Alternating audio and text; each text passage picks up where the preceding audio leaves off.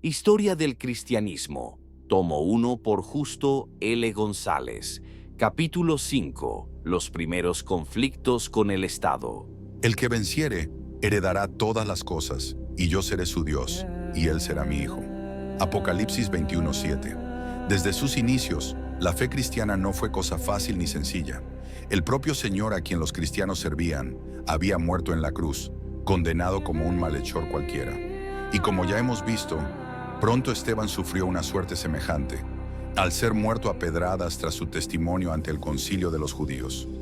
Algún tiempo después el apóstol Jacobo, o Santiago, era muerto por orden de Herodes, y a partir de entonces, hasta nuestros días, nunca han faltado quienes se han visto en la necesidad de sellar su testimonio con su sangre. Sin embargo, no siempre las razones y las condiciones de la persecución han sido las mismas. Ya en los primeros años de vida de la Iglesia, pudo verse cierta evolución en este sentido. La nueva secta judía. Los primeros cristianos no creían que pertenecían a una nueva religión. Ellos eran judíos. Y la principal diferencia que les separaba del resto del judaísmo era que creían que el Mesías había venido, mientras que los demás judíos seguían aguardando su advenimiento. Su mensaje a los judíos no era por tanto que tenían que dejar de ser judíos, sino al contrario, que ahora que la edad mesiánica se había inaugurado, debían ser mejores judíos. De igual modo, la primera predicación a los gentiles no fue una invitación a aceptar una nueva religión recién creada, sino que fue la invitación a hacerse partícipes de las promesas hechas a Abraham y su descendencia. A los gentiles se les invitaba a hacerse hijos de Abraham según la fe, ya que no podían serlo según la carne. Y la razón por la que esta invitación fue posible era que desde tiempos de los profetas, el judaísmo había creído que con el advenimiento del Mesías, todas las naciones serían traídas a Sión. Para aquellos cristianos, el judaísmo no era una religión rival del cristianismo, sino la misma religión, aun cuando muchos judíos no vieran que ya las profecías se habían cumplido. Desde el punto de vista de los judíos no cristianos, la situación era la misma. El cristianismo no era una nueva religión, sino una secta herética dentro del judaísmo. Ya hemos visto que el judaísmo del siglo I no era una unidad monolítica, sino que había en él diversas sectas y opiniones. Por lo tanto, al aparecer el cristianismo, los judíos lo veían como una secta más. La conducta de aquellos judíos hacia el cristianismo se comprende si nos colocamos en su lugar, y vemos el cristianismo, desde su punto de vista, como una nueva herejía que iba de ciudad en ciudad, tentando a los buenos judíos a hacerse herejes. Además, en aquella época, y no sin fundamentos bíblicos, muchos judíos creían que la razón por la cual habían perdido su antigua independencia y quedado reducido al papel de súbditos del imperio era que el pueblo no había sido suficientemente fiel a la fe de sus antepasados. Por tanto, el sentimiento nacionalista y patriótico se exacerbaba ante la posibilidad de que estos nuevos herejes pudieran una vez más provocar la ira de Dios sobre Israel. Por estas razones, en buena parte del Nuevo Testamento, los judíos persiguen a los cristianos, quienes a su vez encuentran refugio en las autoridades romanas. Esto puede verse, por ejemplo, cuando algunos judíos en Corinto acusan a Pablo ante el procónsul Galión, diciendo que éste persuade a los hombres a honrar a Dios contra la ley. Y Galión les responde: si fuera algún agravio o algún crimen enorme, oh judíos, conforme a derecho yo os toleraría. Pero si son cuestiones de palabras, y de nombres, y de vuestra ley, vedlo vosotros, porque yo no quiero ser juez de estas cosas. Hechos 18, 14, 15. Y más tarde, cuando se produce un motín en el templo, porque algunos acusan a Pablo de haber introducido a un gentil al recinto sagrado, y los judíos tratan de matarle, son los oficiales romanos quienes le salvan la vida al apóstol. Luego los romanos concordaban con los primeros cristianos y con los judíos en que se trataba aquí de un conflicto entre judíos. Siempre que no se produjera un alboroto excesivo, los romanos preferían que los propios judíos resolvieran esa clase de problemas. Pero cuando el tumulto era demasiado, los romanos intervenían para restaurar el orden y a veces para castigar a los culpables. Un caso que ilustra esta situación es la expulsión de los judíos de Roma por el emperador Claudio, alrededor del año 51. Hechos 18:2 menciona esta expulsión, aunque no explica sus razones, Pero el historiador romano Suetonio nos ofrece un dato intrigante al decirnos que los judíos fueron expulsados de Roma porque estaban causando disturbios constantes a causa de Cresto. La mayoría de los historiadores concuerda en que Cresto no es otro que Cristo, cuyo nombre ha sido mal escrito. Por lo tanto, lo que sucedió en Roma parece haber sido que, como en tantos otros lugares, la predicación cristiana causó tantos desórdenes entre los judíos que el emperador decidió expulsarles a todos. En Roma, en esos tiempos, todavía la disputa entre judíos y cristianos parecía ser una cuestión interna dentro del judaísmo. Sin embargo, según el cristianismo fue extendiéndose cada vez más entre los gentiles y la proporción de judíos dentro de la iglesia fue disminuyendo, tanto cristianos como judíos y romanos fueron estableciendo distinciones cada vez más claras entre el judaísmo y el cristianismo. También hay ciertas indicaciones de que, en medio del creciente sentimiento nacionalista que llevó a los judíos a rebelarse contra Roma y que culminó en la destrucción de Jerusalén, los cristianos, especialmente los gentiles entre ellos, trataron de mostrar claramente que ellos no formaban parte de ese movimiento. El resultado de todo esto fue que las autoridades romanas se enfrentaron por primera vez al cristianismo como una religión aparte del judaísmo. Fue entonces que comenzó la historia de 2,5 siglos de persecuciones por parte del Imperio Romano. En ese contexto, la persecución bajo Nerón fue de enorme importancia, no tanto por su magnitud, como por haber sido la primera de una larga serie de crueldad siempre creciente. Empero, antes de pasar a discutir la persecución bajo Nerón, debemos señalar un hecho que ha tenido consecuencias fatídicas para las relaciones entre los cristianos y los judíos a través de los siglos. Durante los primeros años del cristianismo, este existió dentro del marco del judaísmo. En esa situación, el judaísmo trató de aplastarlo, y de ello hay abundantes pruebas en el libro de Hechos y en otros libros del Nuevo Testamento. Pero a partir de entonces, nunca más ha estado el judaísmo en posición de perseguir a los cristianos, mientras que muchas veces los cristianos sí han estado en posición de perseguir a los judíos. Cuando el cristianismo vino a ser la religión de la mayoría y los judíos se volvieron una minoría dentro de toda una sociedad que se llamaba cristiana, fueron muchos los cristianos que, impulsados por lo que se dice en el Nuevo Testamento acerca de la oposición de los judíos al cristianismo, fomentaron el sentimiento antijudío y llegaron hasta el extremo de las matanzas de judíos. Por lo tanto, es de suma importancia que nos percatemos de que aquellos judíos que persiguieron a los cristianos en el siglo I lo hicieron creyendo servir a Dios, y que los cristianos que hoy vuelven la situación al revés y practican el antijudaísmo están haciendo precisamente lo mismo que condenan en aquellos judíos de antaño. La persecución bajo Nerón. Nerón llegó al poder en octubre del año 54, gracias a las intrigas de su madre Agripina, quien no vaciló ante el asesinato en sus esfuerzos por asegurar la sucesión del trono en favor de su hijo. Al principio, Nerón no cometió los crímenes por los que después se hizo famoso. Aún más, varias de las leyes de los primeros años de su gobierno fueron de beneficio para los pobres y los desposeídos. Pero poco a poco, el joven emperador se dejó llevar por sus propios afanes de grandeza y placer, y por una corte que se desvivía por satisfacer sus más mínimos caprichos. 10 años después de haber llegado al trono, ya Nerón era despreciado por buena parte del pueblo, y también por los poetas y literatos, a cuyo número Nerón pretendía pertenecer sin tener los dones necesarios para ello. Cuantos se oponían a su voluntad, o bien morían misteriosamente, o bien recibían órdenes de quitarse la vida. Cuando la esposa de uno de sus amigos le gustó, sencillamente hizo enviar a su amigo a Portugal y tomó la mujer para sí. Todos estos hechos y muchos rumores corrían de boca en boca y hacían que el pueblo siempre esperara lo peor de su soberano. Así estaban las cosas cuando, en la noche del 18 de julio del año 64, estalló un enorme incendio en Roma. Al parecer, Nerón se encontraba a la sazón en su residencia de Antium, a unas 15 leguas de Roma, y tan pronto como supo lo que sucedía, corrió a Roma, donde trató de organizar la lucha contra el incendio. Para los que habían quedado sin refugio, Nerón hizo abrir sus propios jardines y varios otros edificios públicos. Pero todo esto no bastó para apartar las sospechas que pronto cayeron sobre el emperador, a quien ya muchos tenían por loco. El fuego duró 6 días y 7 noches, y después volvió a encenderse en diversos lugares durante 3 días más.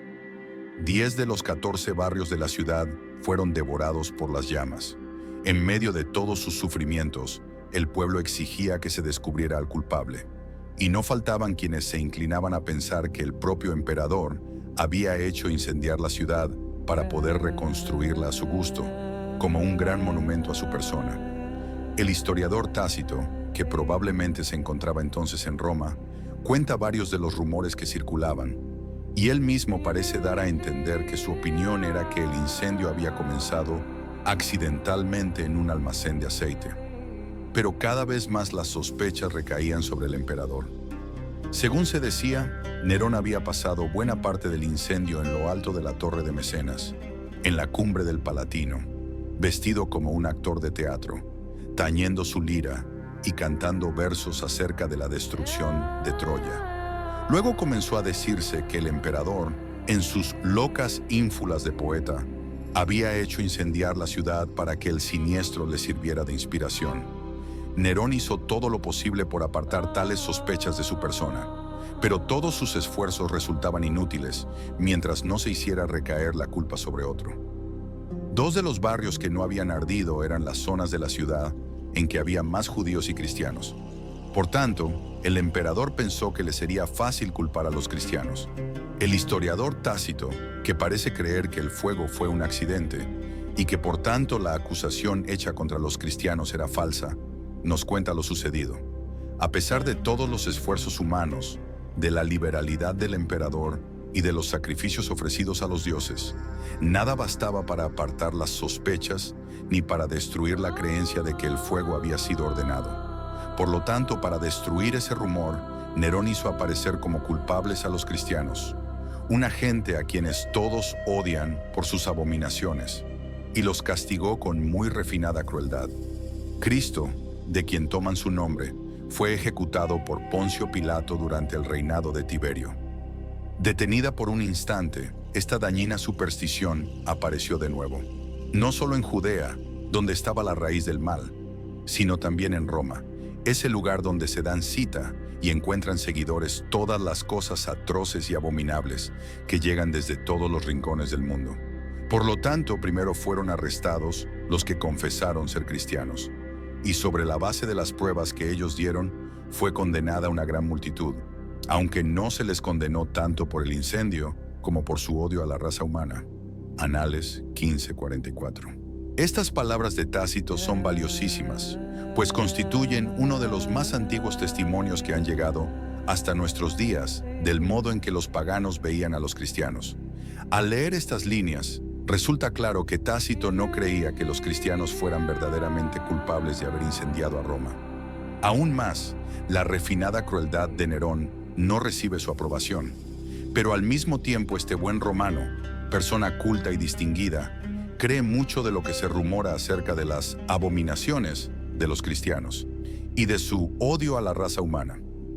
Tácito y sus contemporáneos no nos dicen en qué consistían estas abominaciones que supuestamente practicaban los cristianos.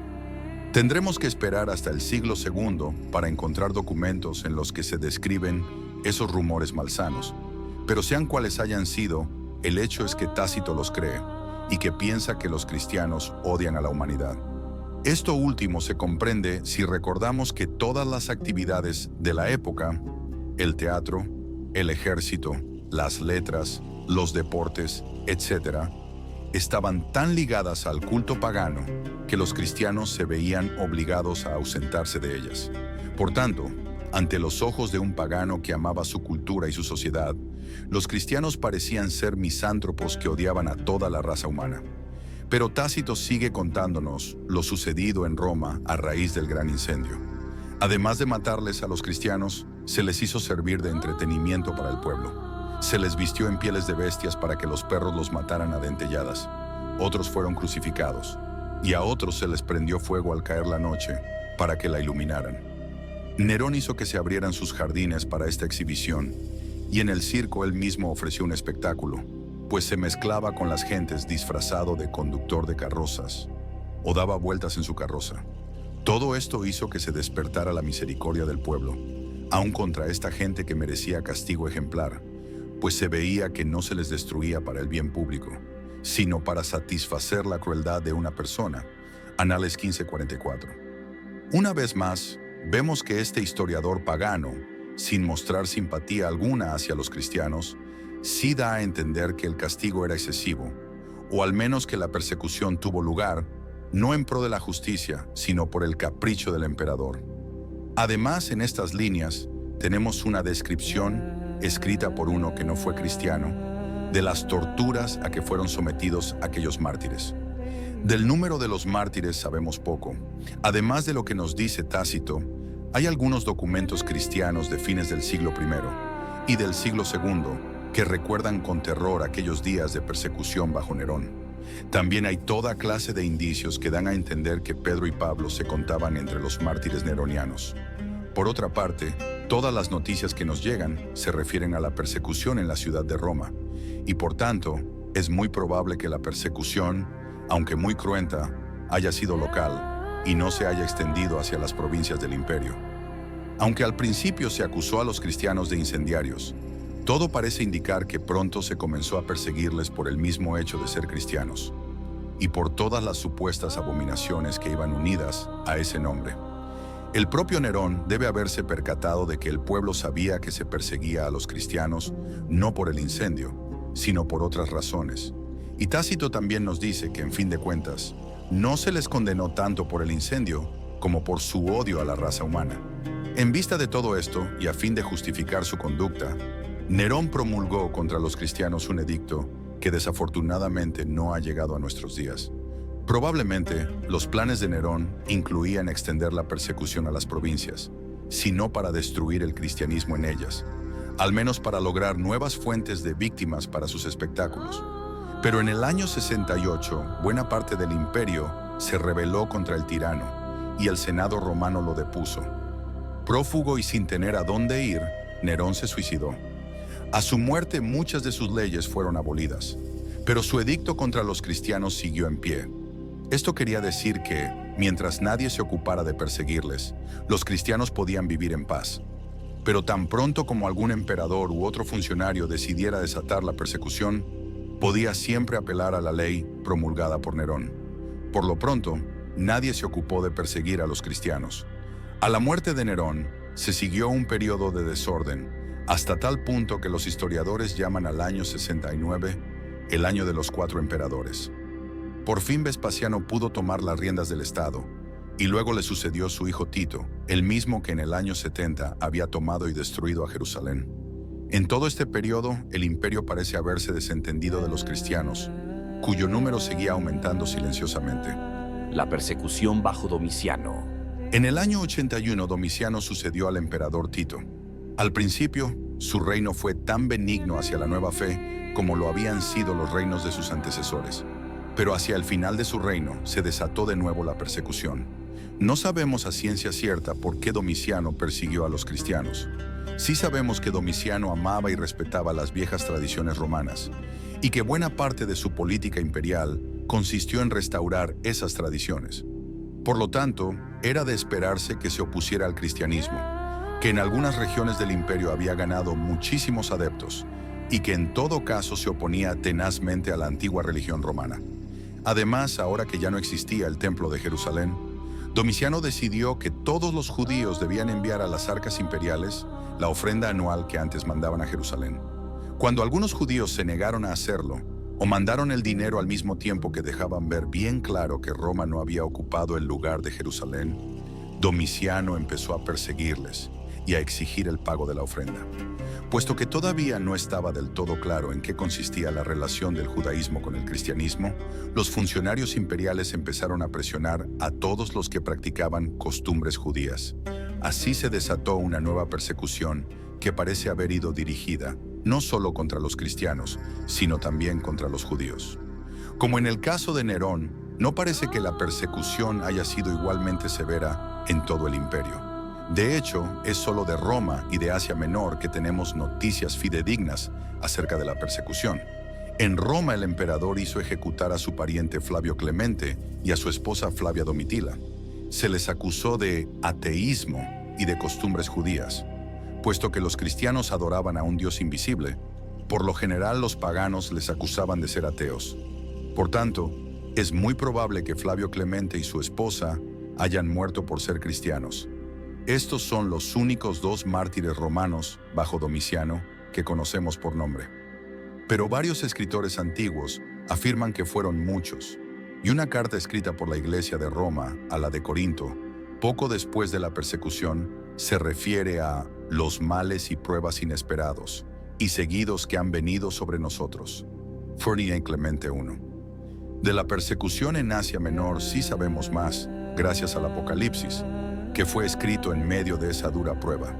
Juan, el autor del Apocalipsis, había sido deportado a la isla de Patmos, y por tanto sabemos que no todos los cristianos eran condenados a muerte, pero sí hay muchas otras pruebas de que fueron muchos los que sufrieron y murieron en tal ocasión. En medio de la persecución, el Apocalipsis muestra una actitud mucho más negativa hacia Roma que el resto del Nuevo Testamento. Pablo había ordenado a los romanos que se sometieran a las autoridades, que habían sido ordenadas por Dios, pero ahora el vidente de Patmos describe a Roma en términos nada elogiosos, como la gran ramera, ebria de la sangre de los santos y de la sangre de los mártires de Jesús. Apocalipsis 17:1-6. Y Pérgamo, la capital de la región, es el lugar donde está el trono de Satanás. Apocalipsis 2:13. Afortunadamente, cuando se desató la persecución, el reino de Domiciano se acercaba a su fin. Al igual que Nerón, Domiciano había cobrado fama de tirano, y por fin fue asesinado en su propio palacio, y el Senado romano hizo que se borrara su nombre de todas las inscripciones y monumentos en su honor. Una vez más, el imperio parece haberse olvidado de la nueva fe que iba esparciéndose por entre sus súbditos, y por tanto la Iglesia gozó de un periodo de relativa paz. Capítulo 6. La persecución en el siglo II. Estoy empezando a ser discípulo. El fuego y la cruz, muchedumbres de fieras, huesos quebrados, todo he de aceptarlo, con tal que yo alcance a Jesucristo. Ignacio de Antioquía. El lector se habrá percatado de que durante todo el siglo I, al mismo tiempo que abundan las noticias de mártires, escasean los detalles acerca de su martirio, y especialmente acerca de las actitudes de las autoridades civiles hacia el cristianismo. Con el correr de los años, tales noticias se van haciendo cada vez más abundantes, y ya el siglo II va ofreciéndonos algunas. Estas noticias aparecen sobre todo bajo la forma de las llamadas Actas de los Mártires, que consisten en descripciones más o menos detalladas de las condiciones bajo las que se produjeron los martirios, del arresto, encarcelamiento y juicio del mártir o mártires en cuestión, y por último de su muerte. En algunos casos, tales actas incluyen tantos detalles fidedignos acerca del proceso legal, que parecen haber sido copiadas, en parte al menos, de las actas oficiales de los tribunales. Hay otros en que quien escribe el acta nos dice que estuvo presente en el juicio y el suplicio. En muchos otros, sin embargo, hay fuertes indicios de que las supuestas actas fueron escritas mucho tiempo después, y que sus noticias no son por tanto completamente dignas de crédito. En todo caso, las actas más antiguas constituyen uno de los más preciosos e inspiradores documentos de la Iglesia cristiana. En segundo lugar, otras noticias nos llegan a través de otros documentos escritos por cristianos que de algún modo se relacionan con el martirio y la persecución. El ejemplo más valioso de esta clase de documentos es la colección de 7 cartas escritas por Ignacio de Antioquía, Camino del Martirio, a las que hemos de referirnos más adelante. Por último, el siglo II comienza a ofrecernos algunos atisbos de la actitud de los paganos ante los cristianos, y muy especialmente de la actitud de los gobernantes. En este sentido, resulta interesantísima la correspondencia entre Plinio el Joven y el emperador Trajano. La correspondencia entre Plinio y Trajano. Plinio II. El joven había sido nombrado gobernador de la región de Bitinia, es decir, la costa norte de lo que hoy es Turquía, en el año 111. Todo lo que sabemos de Plinio, por otras fuentes, parece indicar que era un hombre justo, fiel cumplidor de las leyes y respetuoso de las tradiciones y las autoridades romanas. En Bitinia, sin embargo, se le presentó un problema que le tenía perplejo. Alguien le hizo llegar una acusación anónima en la que se incluía una larga lista de cristianos. Plinio no había asistido jamás a un juicio contra los cristianos y, por tanto, carecía de experiencia en la cuestión. Al mismo tiempo, el recién nombrado gobernador sabía que había leyes imperiales contra los cristianos y, por tanto, empezó a hacer pesquisas. Al parecer, el número de los cristianos en Bitinia era notable, pues en su carta a Trajano Plinio le dice que los templos paganos estaban prácticamente abandonados y que no se encontraban compradores para la carne sacrificada a los ídolos. Además, le dice Plinio al emperador, el contagio de esta superstición ha penetrado, no solo en las ciudades, sino también en los pueblos y los campos. En todo caso, Plinio hizo traer ante sí a los acusados, y comenzó así un proceso mediante el cual el gobernador se fue enterando poco a poco de las creencias y las prácticas de los cristianos. Hubo muchos que negaban ser cristianos, y otros que decían que, aunque lo habían sido anteriormente, ya no lo eran. Plinio sencillamente requirió de ellos que invocaran a los dioses, que adoraran al emperador ofreciendo vino e incienso ante su estatua, y que maldijeran a Cristo. Quienes seguían sus instrucciones en este sentido eran puestos en libertad, pues según Plinio le dice a Trajano, es imposible obligar a los verdaderos cristianos a hacer estas cosas. Empero los cristianos que persistían en su fe le planteaban a Plinio un problema mucho más difícil. Aún antes de recibir la acusación anónima, Plinio se había visto obligado a presidir sobre el juicio de otros cristianos que habían sido delatados. En tales casos les había ofrecido 3 oportunidades de renunciar a su fe, al mismo tiempo que les amenazaba. A los que persistían, el gobernador les había condenado a morir, no ya por el crimen de ser cristianos, sino por su obstinación y desobediencia ante el representante del emperador. Ahora, con la larga lista de personas acusadas de ser cristianas, Plinio se vio forzado a investigar el asunto con más detenimiento. ¿En qué consistía en verdad el crimen de los cristianos? A fin de encontrar respuesta a esta pregunta, Plinio interrogó a los acusados, tanto a los que persistían en su fe como a los que la negaban. Tanto de unos como de otros, el gobernador escuchó el mismo testimonio. Su crimen consistía en reunirse para cantar antifonalmente himnos a Cristo como a Dios, para hacer votos de no cometer robos, adulterios u otros pecados, y para una comida en la que no se hacía cosa alguna contraria a la ley y las buenas costumbres. Puesto que algún tiempo antes, siguiendo las órdenes del emperador, Plinio había prohibido las reuniones secretas, los cristianos ya no se reunían como lo habían hecho antes. Perplejo ante tales informes, Plinio hizo torturar a 2 esclavas que eran ministros de la iglesia, pero ambas mujeres confirmaron lo que los demás cristianos le habían dicho. Todo esto le planteaba al gobernador un difícil problema de justicia y jurisprudencia. ¿Debía castigarse a los cristianos solo por llevar ese nombre? ¿O era necesario probarles algún crimen? En medio de su perplejidad, Plinio hizo suspender los procesos y le escribió al emperador la carta de donde hemos tomado los datos que anteceden. La respuesta del emperador fue breve. Según él, no hay una regla general que pueda aplicarse en todos los casos. Por una parte, el crimen de los cristianos no es tal que deban emplearse los recursos del Estado en buscarles. Por otra parte, sin embargo, si alguien les acusa y ellos se niegan a adorar a los dioses, han de ser castigados. Por último, el emperador le dice a Plinio que no debe aceptar acusaciones anónimas, que son una práctica indigna de su época. Casi 100 años más tarde, el abogado cristiano Tertuliano, en el norte de África, ofrecía el siguiente comentario acerca de la decisión de Trajano, que todavía seguía vigente. Oh sentencia necesariamente confusa. Se niega a buscarles como a inocentes y manda que se les castigue como a culpables. Tiene misericordia y es severa, disimula y castiga. ¿Cómo evitas entonces censurarte a ti misma? Si condenas, ¿por qué no investigas? Y si no investigas, ¿por qué no absuelves? Apología 2. Ahora bien, aunque la decisión de Trajano no tenía sentido lógico, sí tenía sentido político. Trajano comprendía lo que Plinio le decía, que los cristianos, por el solo hecho de serlo, no cometían crimen alguno contra la sociedad o contra el Estado. Por tanto, los recursos del Estado debían emplearse en asuntos más urgentes que la búsqueda de cristianos.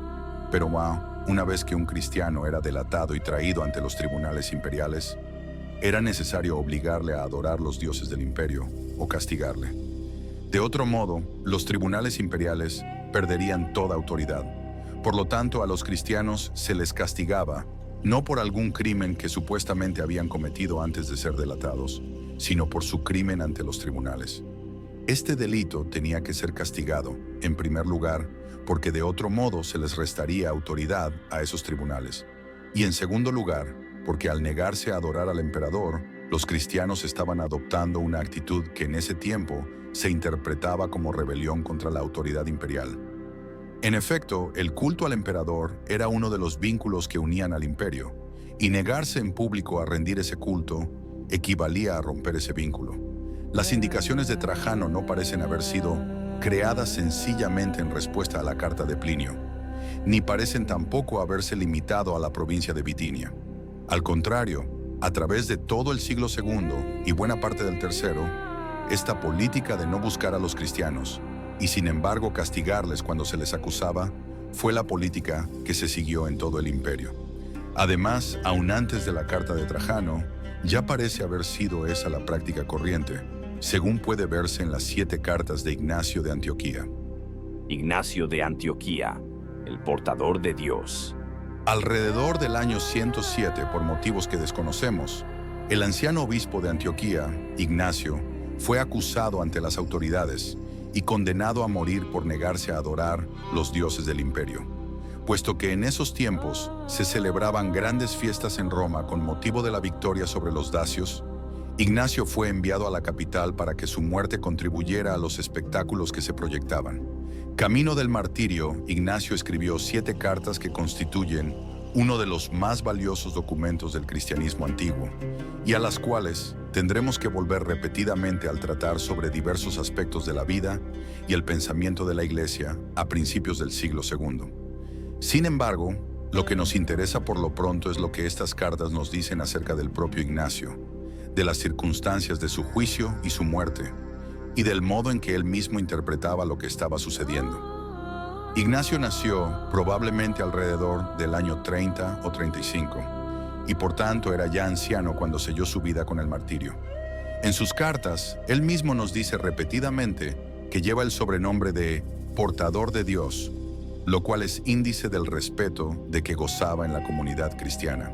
Siglos más tarde, sobre la base de un ligero cambio en el texto de sus cartas, se comenzó a hablar de Ignacio como el portado por Dios, y surgió así la leyenda, según la cual Ignacio fue el niño a quien Jesús tomó y colocó en medio de quienes le rodeaban.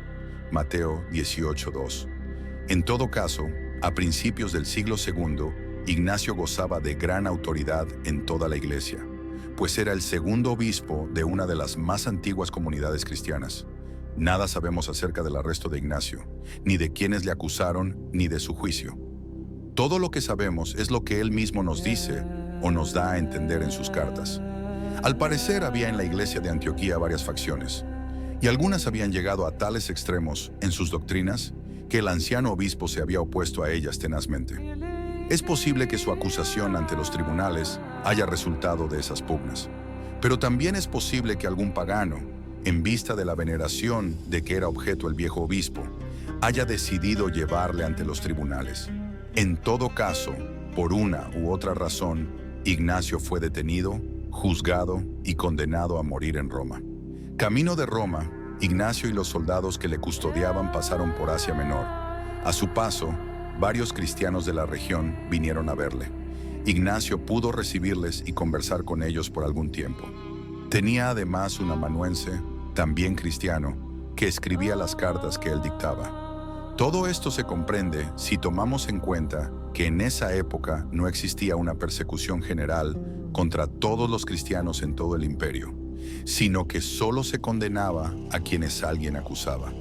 Por tanto, todas estas personas procedentes de diversas iglesias podían visitar impunemente a quien había sido condenado a morir por el mismo delito que ellos practicaban. Las 7 cartas de Ignacio son en su mayor parte el resultado de esas visitas. Desde la ciudad de Magnesia habían venido el obispo Damas, 2 presbíteros y un diácono. De Trales había venido el obispo Polibio, y Éfeso había enviado una delegación numerosa encabezada por el obispo Onésimo, que bien puede haber sido el Onésimo de la epístola a Filemón. A cada una de estas iglesias Ignacio le escribió una carta desde Esmirna. Más tarde, desde Troas, escribió otras 3 cartas. Una a la iglesia de Esmirna, otra a su obispo Policarpo y otra a la iglesia de Filadelfia. Pero para el tema que estamos discutiendo aquí, la persecución en el siglo II, la carta que más nos interesa es la que Ignacio escribió desde Esmirna a la iglesia de Roma. De algún modo, Ignacio había recibido noticias de que los cristianos de Roma proyectaban hacer gestiones para librarle de la muerte. Pero Ignacio no ve tal proyecto con buenos ojos. Ya él está presto para sellar su testimonio con su sangre, y cualquier gestión que los romanos puedan hacer le resultaría un impedimento.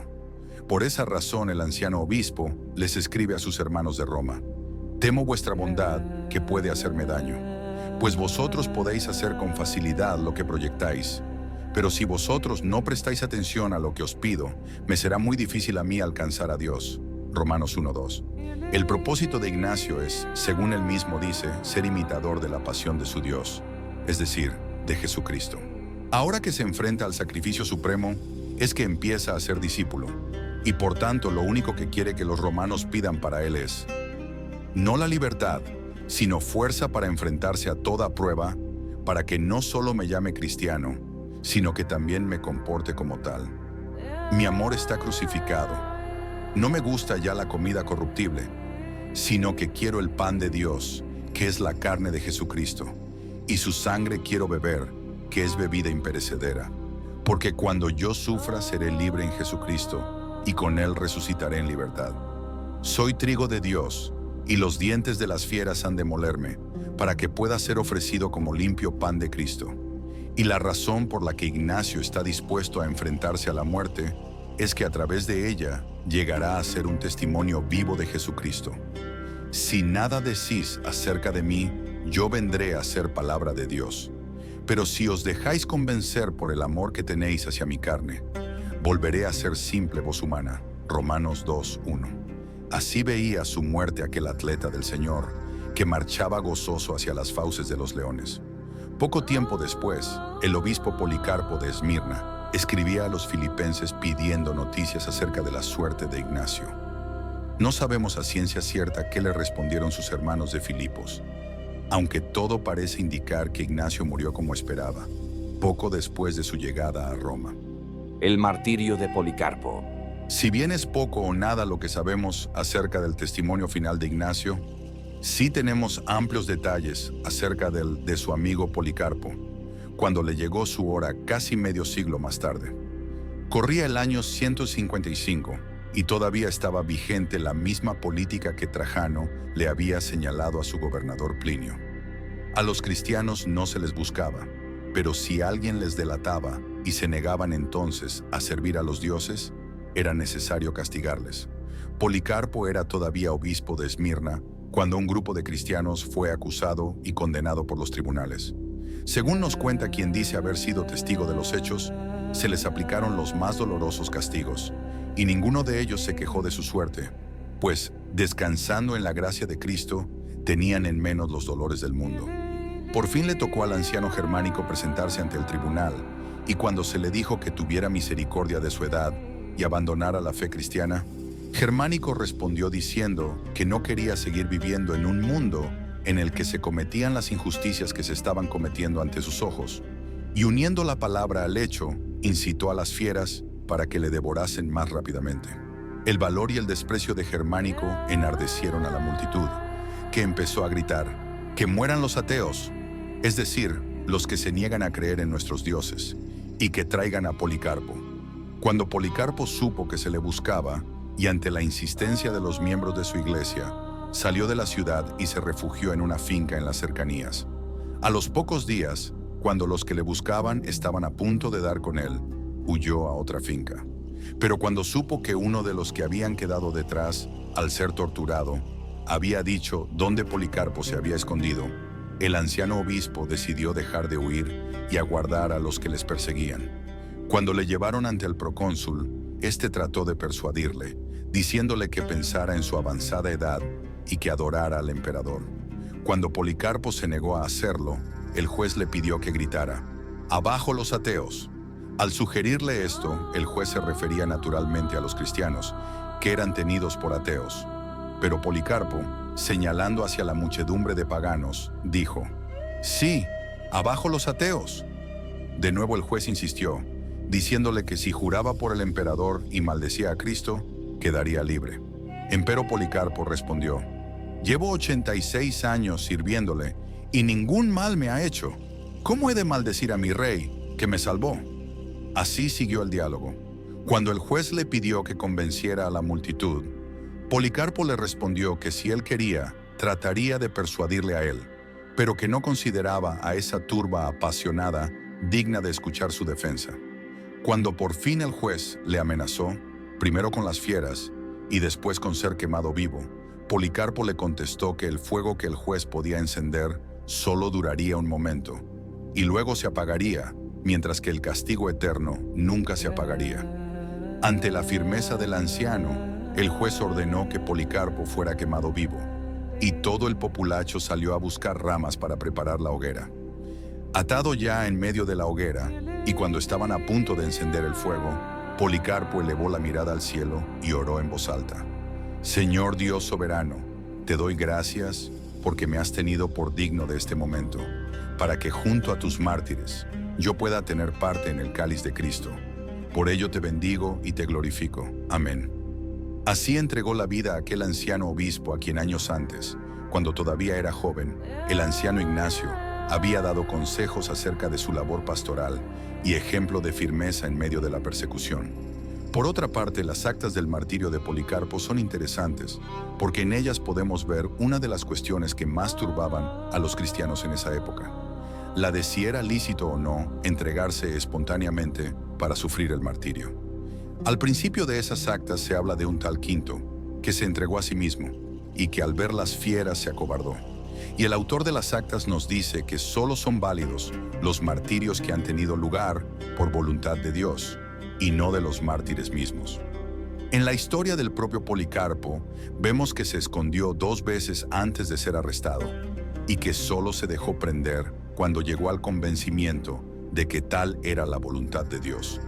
La razón por la que este documento insiste tanto en la necesidad de que sea Dios quien escoja a los mártires era que había quienes se acusaban a sí mismos a fin de sufrir el martirio.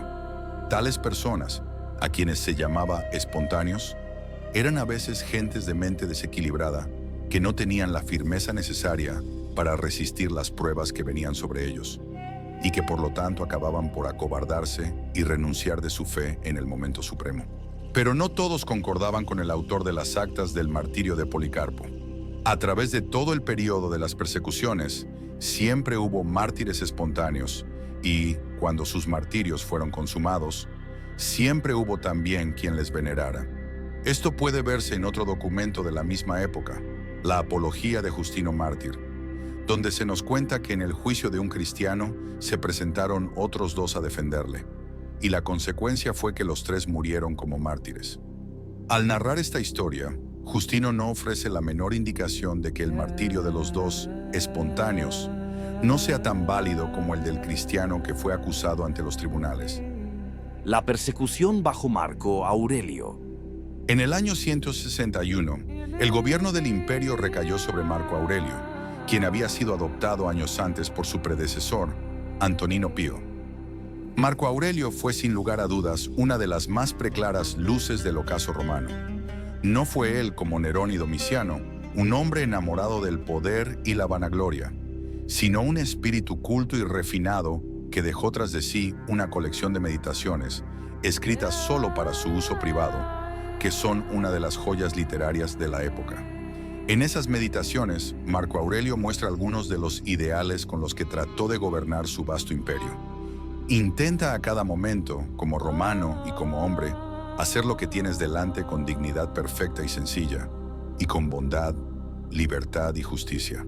Trata de olvidar todo lo demás, y podrás olvidarlo si emprendes cada acción de tu vida como si fuera la última, dejando a un lado toda negligencia y toda la resistencia de las pasiones contra los dictados de la razón, y dejando también toda hipocresía y egoísmo y rebeldía contra la suerte que te ha tocado. Meditaciones 2.5. Bajo tal emperador, podría suponerse que los cristianos gozarían de un periodo de relativa paz. Marco Aurelio no era un Nerón ni un Domiciano, y sin embargo, el mismo emperador que se expresaba en términos tan elevados acerca de sus deberes de gobernante, desató también una fuerte persecución contra los cristianos. Marco Aurelio era hijo de su época, y como tal veía a los cristianos. En la única referencia al cristianismo que aparece en sus meditaciones, el emperador filósofo alaba a aquellas almas que están dispuestas a abandonar el cuerpo cuando sea necesario. Pero luego sigue diciendo que tal disposición ha de ser producto de la razón y no de terquedad, como en el caso de los cristianos. Meditaciones 11.3. Además, también como hijo de su época, el filósofo que alababa sobre todo el uso de la razón era en extremo supersticioso. A cada paso pedía ayuda y dirección de sus adivinos, y ordenaba que los sacerdotes ofrecieran sacrificios por el buen éxito de cada empresa. Durante los primeros años de su reinado, las invasiones, inundaciones, epidemias y otros desastres parecían sucederse unos a otros sin tregua alguna. Pronto corrió la voz de que todo esto se debía a los cristianos, que habían atraído sobre el imperio la ira de los dioses, y se desató entonces la persecución. No tenemos indicios de que Marco Aurelio haya pensado que de veras los cristianos tenían la culpa de lo que estaba sucediendo, pero todo parece indicar que le prestó su apoyo a la nueva ola de persecución y que veía con buenos ojos este intento de regresar al culto de los antiguos dioses. Quizá, al igual que Plinio años antes, Marco Aurelio pensaba que era necesario castigar a los cristianos, si no por sus crímenes, al menos por su obstinación. En todo caso, tenemos informes bastante detallados de varios martirios que ocurrieron bajo el gobierno de Marco Aurelio.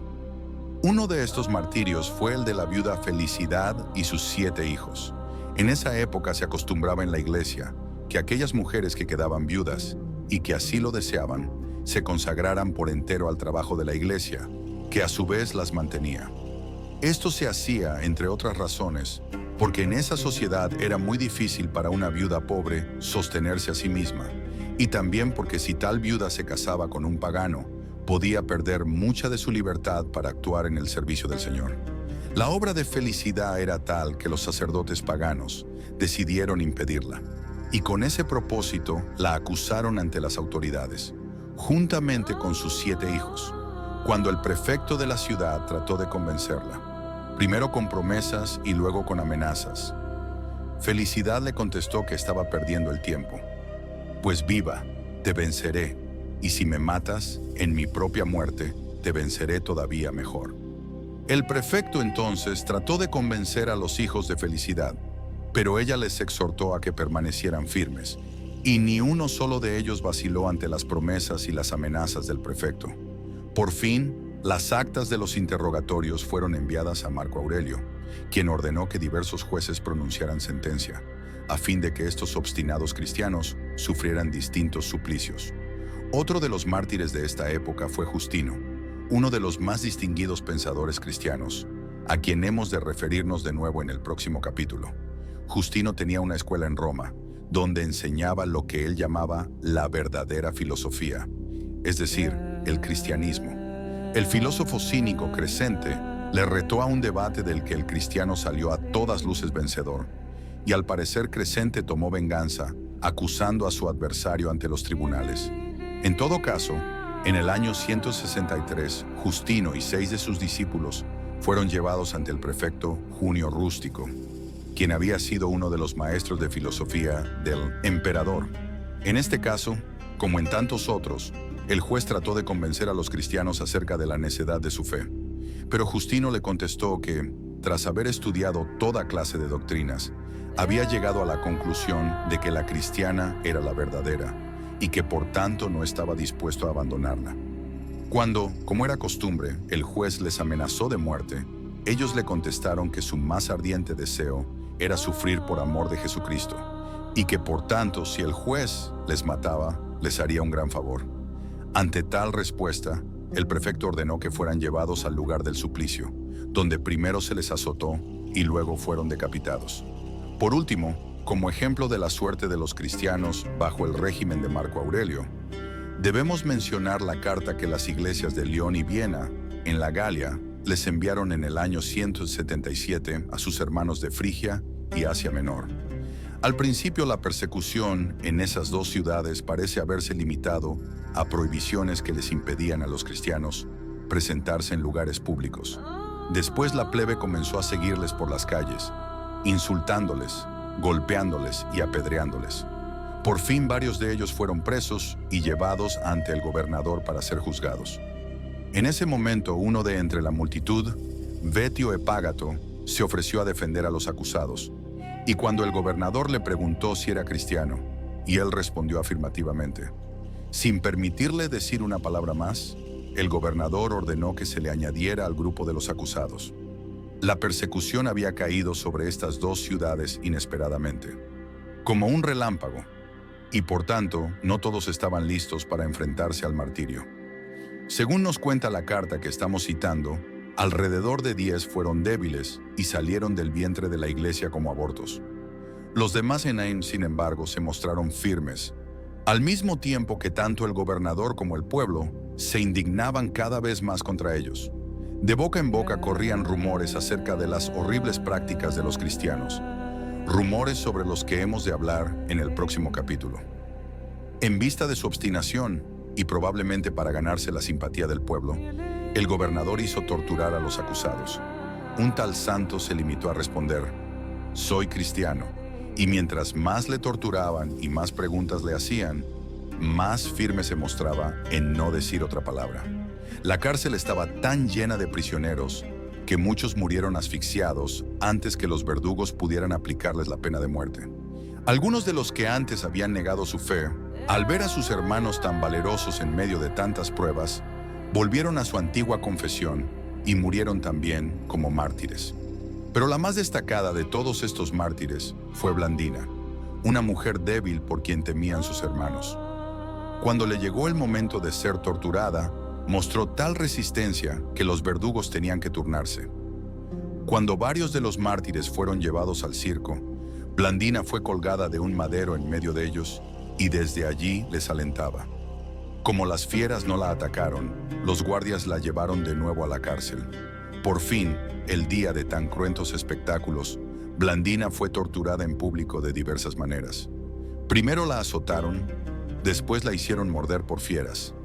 Acto seguido la sentaron en una silla de hierro candente y a la postre la encerraron en una red e hicieron que un toro bravo la corneara. Como en medio de tales tormentos, Blandina seguía firme en su fe, por fin las autoridades ordenaron que fuese degollada. Estos no son sino unos pocos ejemplos de los muchos martirios que tuvieron lugar en época de Marco Aurelio. Hay otros que no son conocidos y que pudiéramos haber narrado aquí. Pero sobre todo hubo muchos otros de los cuales la historia no ha dejado rastro, pero que indudablemente se encuentran indeleblemente impresos en el libro de la vida. Hacia el fin del siglo II, Marco Aurelio murió en el año 180 y le sucedió Cómodo, quien había gobernado juntamente con Marco Aurelio a partir del 172. Al parecer, la tempestad amainó bajo el nuevo emperador, aunque siempre continuaron los martirios esporádicos. A la muerte de Cómodo, siguió un periodo de guerra civil y los cristianos gozaron de relativa paz. Por fin, en el año 193, Septimio Severo se adueñó del poder. Al principio de su gobierno continuó la relativa paz de la Iglesia, pero a la postre el nuevo emperador se unió a la larga lista de gobernantes que persiguieron al cristianismo. Sin embargo, puesto que tales acontecimientos tuvieron lugar en el siglo III, hemos de reservarlos para un capítulo posterior en nuestra narración. En resumen, a través de todo el siglo II, la posición de los cristianos fue precaria. No siempre se les perseguía, y muchas veces se les perseguía en unas regiones del imperio y no en otras. Todo dependía de las circunstancias del momento y del lugar. En particular, Era cuestión de que hubiese o no quien les tuviese suficiente odio a los cristianos para delatarles ante los tribunales. Por tanto, la tarea de desmentir los rumores que circulaban acerca de los cristianos y presentar la nueva fe del mejor modo posible era cuestión de vida o muerte. A esa tarea se dedicaron algunos de los mejores pensadores con que la Iglesia contaba. Gracias por llegar hasta aquí. En el próximo video hablaremos sobre la defensa de la fe y las acusaciones falsas contra los cristianos.